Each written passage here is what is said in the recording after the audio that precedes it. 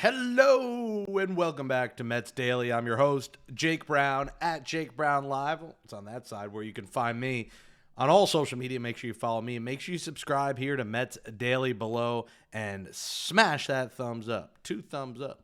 Ebert and Roper. Make sure you comment below. We'll be reading your comments as we always do at the end of the show. We got a lot to get into today. The hot stove is here and it is burning. Guys are opting in. Guys are opting out. One of the players that opted out was Harrison Bader. You remember the name? Yeah, former Met and New York native, former Met and former Yankee. Bader traded from the Twins to the Phillies at the deadline, and boy, did he tear it up in Philadelphia. He killed the Mets. I mean, the guy hit 600 against the Mets this season. Unbelievable when he was on the Twins and on the Phillies. Went to the Phillies, hit 305, 361 OBP in 50 games, 5 homers, 16 RBIs, and obviously playing the good defense that he does play. And over the course of the season, he ended up with the numbers you see below. And listen, Harrison Bader declined a $10 million deal. I don't see him getting a ton more than that in free agency. I think his goal here is to get a 2 or 3 year deal. I can see him maybe getting a 2-year, $22 million deal, 2 years, 24 at the most. I don't think Harrison Bader's getting this crazy like 3-year, $36 million deal. What he did with the Phillies was extraordinary, but what it was somewhat of an aberration. Harrison Bader's always been a good defensive player, but has he always been a good hitter? Not really. The guy's a career 247 hitter with a career 313 on base. You know, we know it well. Look at what he did in the 2024 Mets. Yeah, he played 143 games overall, and some of those he came in as a defensive replacement.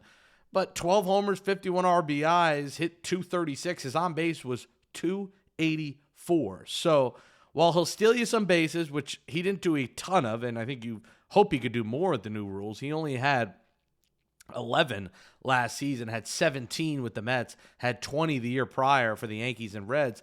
The reality is, look at every year before, and especially the recent years for Harrison Bader, his on base is below 300 almost every single season. So what happened this year was pretty incredible, but it's the best numbers he's ever had in his life. So listen, I understand him opting out. If I'm the Mets, no thanks. I think he's going to end up losing his job to Carson Bench probably if he's the Mets center fielder. I think he's a nice player. He's a New Yorker. It's a cool story. But sometimes it's better New Yorkers and guys like Bader that you might find at the bar downtown, you know, go to another city and go elsewhere where they're not as comfortable at home. And I'm sure he'd love to be back with the Mets on a multi-year deal. But the reality is the Mets have, you know, studs in the minor leagues awaiting to play that position.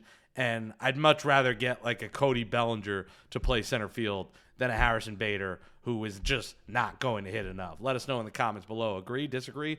You have interest in Harrison Bader? I'm going to pass on Bader. One guy that I also am going to pass on is Shota Imanaga. And Imanaga declining his $15 million option with the Cubs.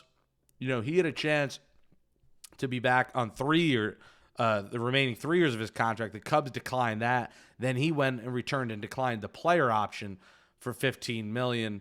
You know, we have Kodai Senga. Do you want 2 Japanese starters? There's some question marks there, you know, in terms of second year after the first. Imanaga is similar to Senga, where Imanaga was remarkable. You know, you almost look at their numbers, and they're very similar when you're talking about Kodai Senga year 1, year 2. And, well, let's rule out year 2 for Senga because he was hurt.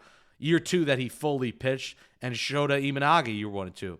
Year 1 for Shota Imanaga in 2024 in Major League Baseball, 15-3, a 2.91 ERA over 29 starts. Kodai Senga in year 1, 29 starts, 12-7, 2.98. I mean, they're almost exactly the same. 173 innings for Imanaga, 166 for Senga. I mean, look at those numbers. You know, the league clearly could not catch up with those 2 guys. Now, in their second year, again, I know it was Senga's third year, but he only pitched 5 1/3 innings in 2024. 2025, 3.02 ERA, he made 22 starts. Imanaga, 3.73 ERA, he made 25 starts. So both of them clearly regressed as time went on. And here's the scary number for me. Shota Imanaga gave up 31 home runs this season, 27 last year. I just think he gives up the long ball too much. You saw him against the Mets and how much he struggled against the Mets. And if he's declining a $15 million option, He sees himself getting, 3 years for 50, 3 years for 55. I think the Mets got to aim higher than that. They have to aim higher than these middle-of-the-pack starting pitchers. I don't view Imanaga as a 1. I don't view him as a 2. Imanaga's probably a 3, maybe a 4 in your rotation. And with how he regressed last year to the point the Cubs were not comfortable at all bringing him back, we're not comfortable putting him out there in the playoffs when he was on full rest. That tells you they lost complete confidence in him. And maybe it's the ballpark, maybe it's the conditions in Chicago. But if I'm the Mets, I'm going to pass on Imanaga. I just don't think he's worth that kind of value. Obviously similar money to Frankie Montas, who was worth nothing, who opted in and took $17 million next season to sit out with the Tommy John surgery. I'm going to pass. Imanaga. The Mets, another lefty that they're interested in that they ended up bringing back is Brandon Waddell, who gets a 1-year split contract. I know fans are going to clamor, oh, what is Sleepy Stearns doing? These are back end of the roster / Syracuse guys. It's a split contract. He probably starts the year in AAA. And listen, Brandon Waddell, when he had to come up on that Syracuse shuttle, up and down, up and down, up and down, wasn't that bad. I mean, he had 3.45 ERA over 31 and a third innings. He made one start, gave up 12 earned runs, 29 hits, and he had just 22 strikeouts. So Brandon Waddell wasn't bad for what he was. He was a mop-up guy. He was a guy who had to, come up when the Mets needed an arm. He was part of that squad, the transactions every day. This guy's up, this guy's down, this guy's IL. And for what he is, I thought he was fine. So I have no problem with him back. Dickie Lovelady, you can argue that made much less sense because he had no success in the limited time he was here. But Brandon Waddell, for what he did, I think is fine to bring back on a 1-year deal. So no issue with that. Again, you need depth guys. And I think the hope this year is that we're not talking about shuffling guys from Syracuse to Queens every day like there was in 2025. That has to change. David Stearns, that model cannot work. So that 100% needs to change. But you still need those fringe, 4A kind of roster guys because injuries happen. You need fresh arms sometimes. And that's what Brandon Waddell will be for the Mets. You're watching Mets Daily. Smash that thumbs up. Scan that code above me to become Mets Daily Insider. Just $5 a month, cheaper than a cup of coffee. Please support us here at the Mets Daily family. We're here every day. We do a show every single day. It's a lot of work. It's a lot of dedication. So I appreciate you supporting. If you could become a member, that'd be awesome. If not, at least hit that subscribe button and hit that share button and share the channel with a Mets fan you may know and love. And smash that thumbs up and hit the comments because we're going to read your comments from Tuesday's Mets Daily show right now. Let's do it. From Mets Daily Insider member Shakamoto. Can the Mets add Shota Imanaga? Well, you read my mind. We talked about it. I'm not, again, like I said, I wouldn't do it. If the price was right, I'm not against it, but clearly the price is not going to be right. If he's turning down $15 million, he's expecting 2 for 30 or 3 for 50. He's expecting at the minimum at this point $15 million for multiple years is what that tells me. And to be honest, at that number, I don't have a ton of interest in Imanaga. It's just, again, I want to aim higher. I'm aiming for, a Joe Ryan in a trade or, a better, more consistent pitcher. Imanaga, like I said, they lost faith in him. So I don't know how much faith I have in him. From Tuck Loomis, we saw issues with the bullpen. That's the understatement of the year. Yeah, I mean, listen, a lot of openings now in the bullpen, and the Mets got to get that right. I think A.J. Minter being back and assuming he will be healthy in 2026 is critical for this bullpen. I mean, we're talking about that guy was the setup man for Edwin Diaz. If the Mets could have Raley, Minter, Diaz as the core of their bullpen, they're in good hands, and obviously they need more.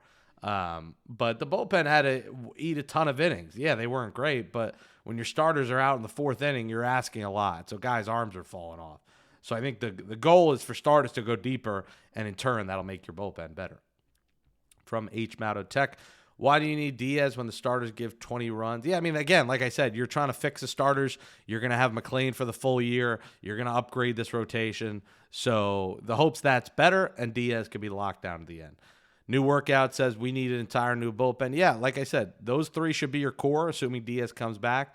And then, yeah, you got to go find some diamonds in the rough. You got to go get some elite relievers. The Mets have to do that because a lot of the guys who were going to come back may be out. Danny Young, maybe he's a back-end piece, but you got to aim higher than that. Kenneth Flood says, put the qualifying offer on Diaz. Yeah, I think they will. The qualifying number, I believe, is $22 million. Now, if you put that and he declines it, the Mets would get draft compensation. So just to get draft compensation, it's probably worth it. But I'd be stunned if Edwin Diaz is accepting a 1-year qualifying offer. It's a nice dollar amount. I believe it's around $22 million for that qualifying offer, which is more than he made last year. It might be more than what he makes in a multi-year deal. But I think Edwin Diaz wants to come off the year that he had and get multiple years and feed his family essentially for the rest of their lives. And this contract could do that. He doesn't really want 1 year. But I'm assuming the Mets are going to give him that offer, and assuming he declines, still get draft compensation. From PJB 104, Paul Revere. This team, as of today, is a complete mess. Players out of position, no relief, no starters, 3 hitters maybe, just a mess. I mean, listen, it's November 5th.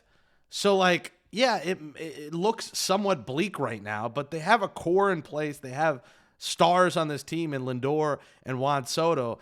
I wouldn't say the team is a mess right now. And if you're going to say that, you have to remember you have an entire offseason ahead and $100 million to spend. So I get it, but we got to settle down a bit, guys. It's November 5th. Settle down. 5 Links says 2026 is not looking good so far. Again, we're far from 2026. So how could it not look good when we have no idea who's on this roster?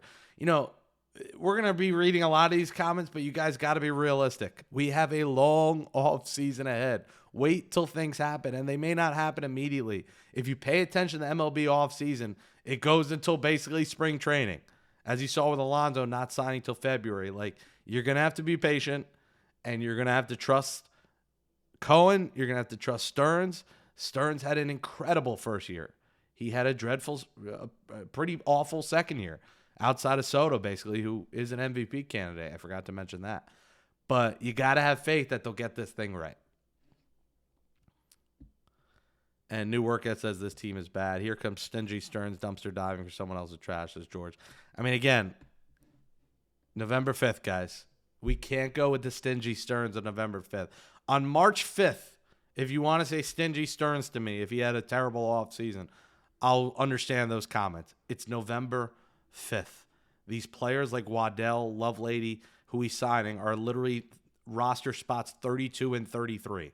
They're 4A guys. They're going to start in the minors and come up if they need them. So depth still needs to be addressed. As much as you don't like those names because you had to see them pitch a lot, the hope is you don't have to see them pitch a lot in 2026. You're watching Mets Daily. I'm Jake Brown at Jake Brown Live. Smash that thumbs up. Hit that subscribe. And we'll catch you tomorrow on Mets Daily. Thanks for watching, everybody.